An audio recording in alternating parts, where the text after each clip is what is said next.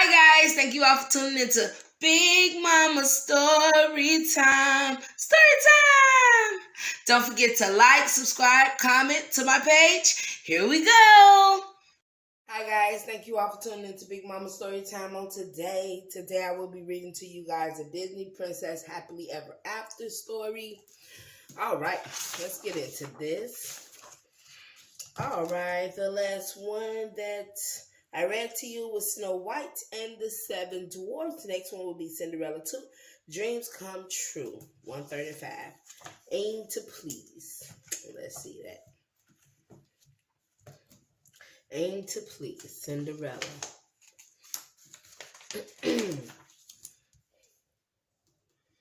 We're back, cried Cinderella. Through the carriage window, she saw the beautiful white castle glowing in the sunset. Welcome home, said the prince. Cinderella and the prince had just been married, and they were returning from their honeymoon. I still can't believe I'm going to live in a castle, Cinderella said. Are you sure this isn't just a dream? The prince chuckled. You're a princess now, he told his bride, Princess Cinderella. They stepped out of the carriage and headed toward the castle. But before they reached the entrance, the king came rushing out.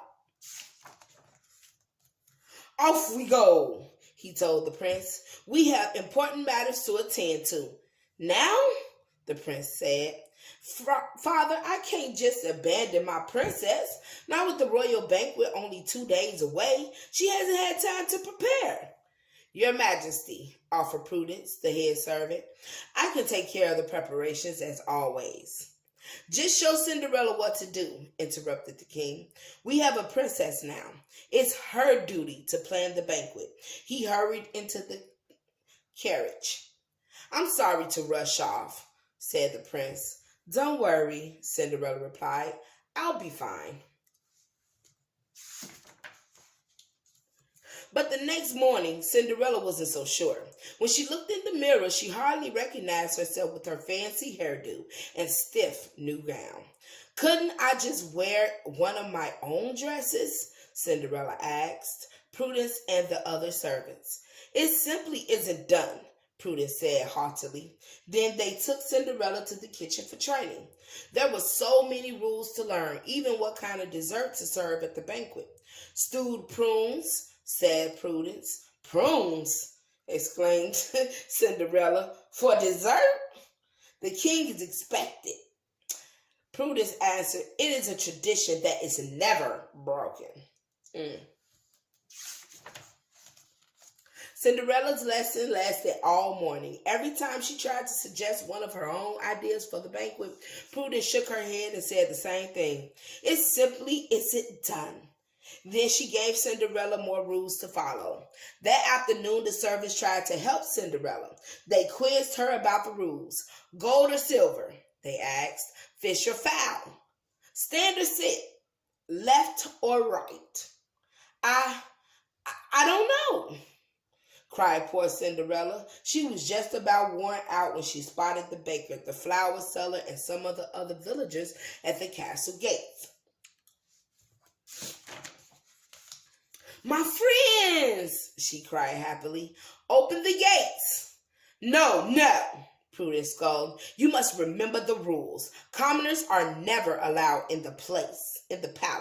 It simply isn't done. Stunned by Prudence's remark, Cinderella ran up to her room.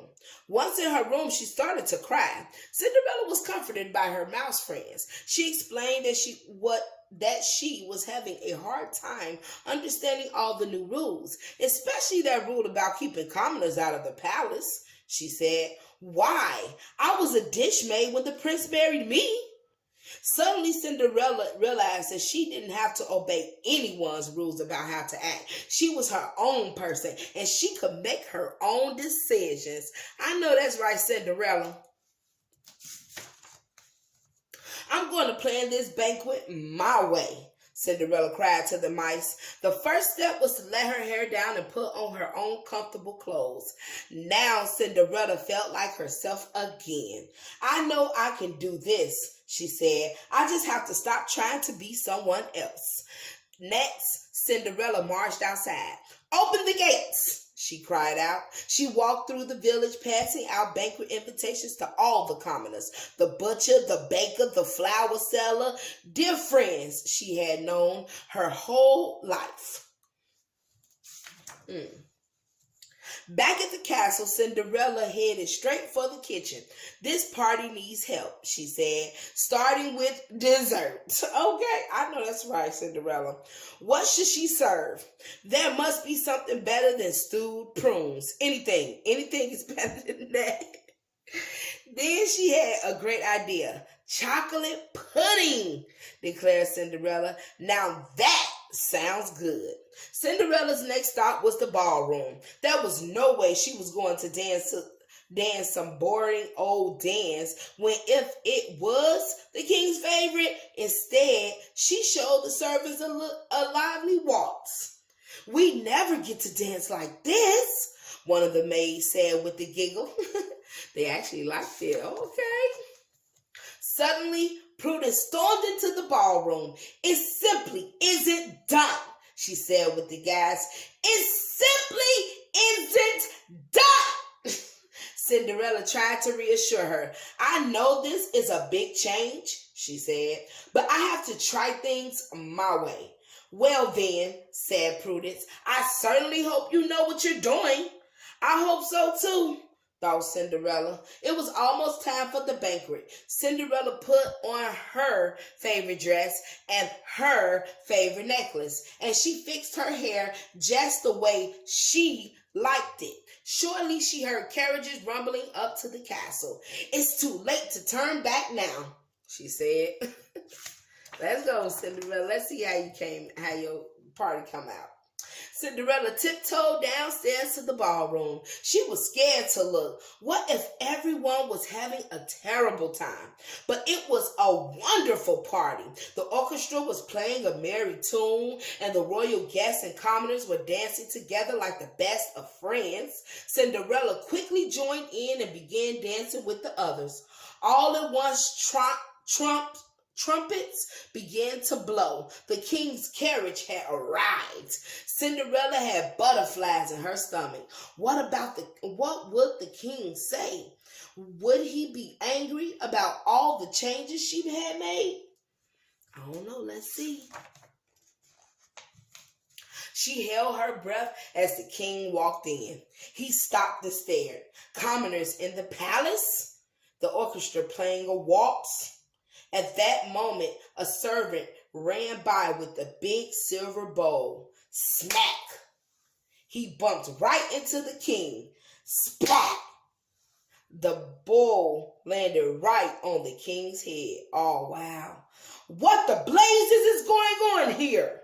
The king bellowed from beneath the bowl. This is all Cinderella's doing, cried Prudence, standing nearby. I tried to teach her, but she refused to listen. The king pointed to his head. And what is this? Your dessert, sire, whispered Cinderella. No prunes? He cried angrily. Then he took a taste. Chocolate. My favorite. Seeming like he liked it, guys. All the servants and guests were staring at the king nervously. Even the orchestra had stopped playing suddenly. The king began to laugh. What happened to the music? He called out. Everybody dance! Then he turned to Prudence and Cinderella, who both looked worried. I always said we needed some new traditions around here. Splendid job. Splendid.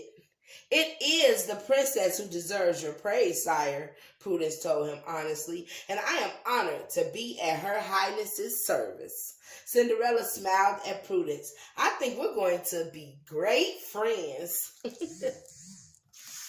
That's good that they could come to that agreement. Just then, the prince arrived. He swept Cinderella into his arms and gave her a big hug. Then he looked around at all the changes. Did I miss something? He asked. Surprise! cried Cinderella. She then explained everything to him. The king escorted Cinderella and the prince over to their thrones. I told my son he had chosen well, he announced, beaming at Cinderella. You're a natural. The king slipped the glittery crown onto Cinderella's head. Hooray! Everyone cheered. Another dance, ordered the king. I'm glad you did things your way, the prince told Cinderella. She blushed. Someday I'll get this princess thing right. The prince leaned over and gave Princess Cinderella a kiss. I think that day is today, he answered with a smile. Oh, that's so nice. All right, guys. That was Cinderella 2, Dreams Come True. Let me see. It was called Aim to Please. All right, guys. That is the end of that book. Thank you all for tuning in to Big Mama Storytime. Please don't forget to like, share, comment, and subscribe to my page if you haven't done so already. All right, guys. Bye.